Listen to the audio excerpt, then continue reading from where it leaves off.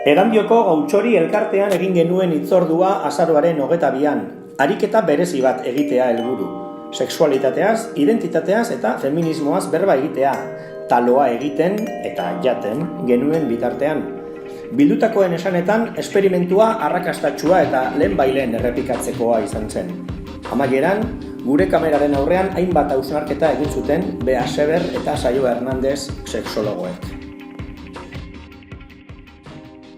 Solasaldiaren izena taloa eta sexua zen, eta orduan, niretzako sexua zer den dator pixka bat sexare aditzetik, latinezko aditzetik esan nahi duena, banatu, moztu, baina ezberdin du zentzu batean, eta igual gizartea lotuago dago genitalei zer egiten dugun, daukagun horrekin, baina niretzako lotura da identitatearekin, hau da, sexua banatzen nauena bestengandik egiten nau ni, ezberdintzen nau bestengandik, horregatik niretzako sexua ez da inbeste, zer daukagun, zer egiten dugun, baizik eta nor garen.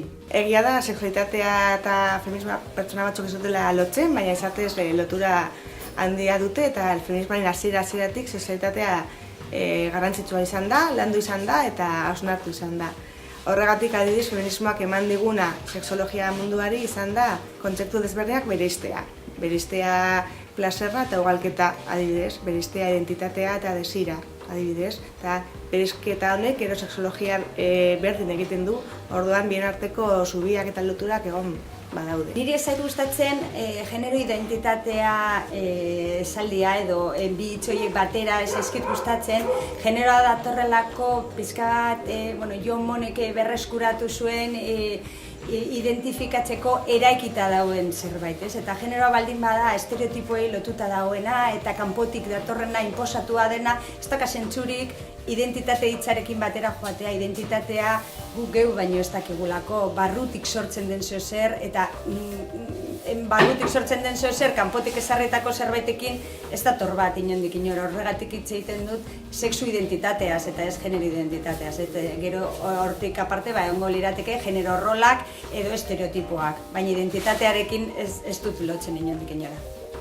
Feminismoaren kezka nagusi bat izaten da emakumeen kontrako indarkeria eta ondino mantentzen den sexuen arteko indarkeria, hierarkia eta inposaketa.